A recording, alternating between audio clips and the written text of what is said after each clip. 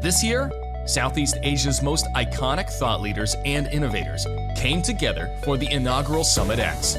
It's time for an exclusive insight into the latest development in the Web3 scene and how the metaverse, the esports scene, and venture capital play parts in this new ecosystem. If you want autonomous AI to In today's landscape, I think we're actually, interestingly, in aggregate. Some challenges.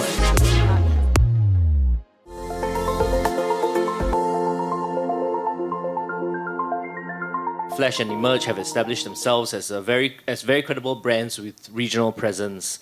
So what is your take on the commercial opportunities in esports? Basically for us, commercialization side of things has been always what Emerge Group's core focus is as well. So we have broken down it to a few different sectors of focus, determining the monetization aspects of the entire esports ecosystems with the various stakeholders being the games, the IP right partners such as esports teams themselves, as well as content creators.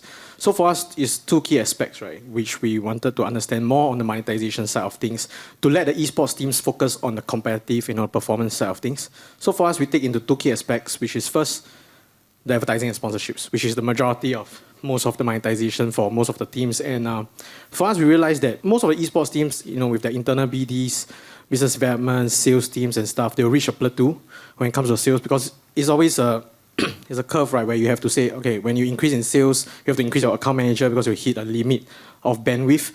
And we realized that that's one of the key factors involved into most, including ourselves when we first tried out and working with the teams. So I feel that automations is one of the key factors involved in terms of tracking the data, in terms of easier access to report and easier access to chat with the brands to determine what are the sort of deliverables that's needed.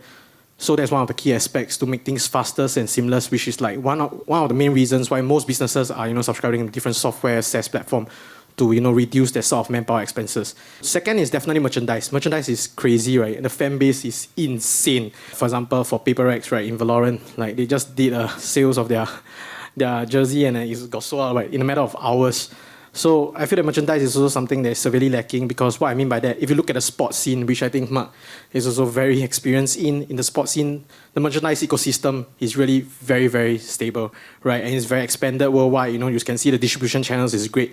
And I think this is one key area of focus for us as well. We are trying to increase the distribution channels for them. So I think at the end of the day, monetization aspects has to be zoomed into different type of key focus, targeting different audience, such as the consumer aspects or the B2B aspects.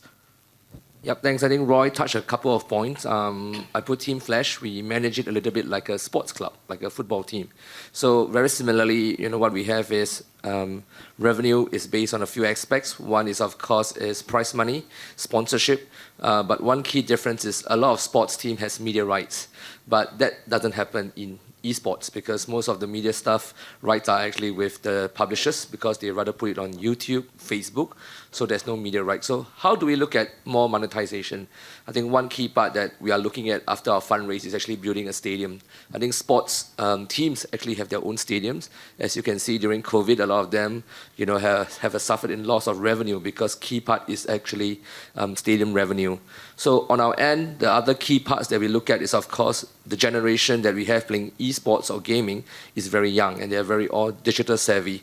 So I think over the last couple of years, everybody has said, is it a guild, is it a community? But I think I'd rather say, or is it a clan? But I think what we do is a community. So I think in Vietnam itself, we have close to around 2 million fans, but are they really our fans?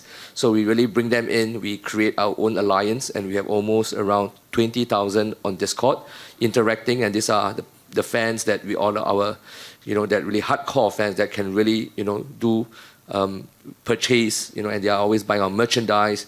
We work with Web3 games in Korea to play their games, so how do we work with Web3? How do we work with blockchain? I think that's what we have, the key community, and they are very, very digitally savvy, especially now in emerging markets like even in Vietnam. I was in Cambodia over the last few weeks, and also just came back from Mongolia. These kids, young kids, have so much opportunities over there.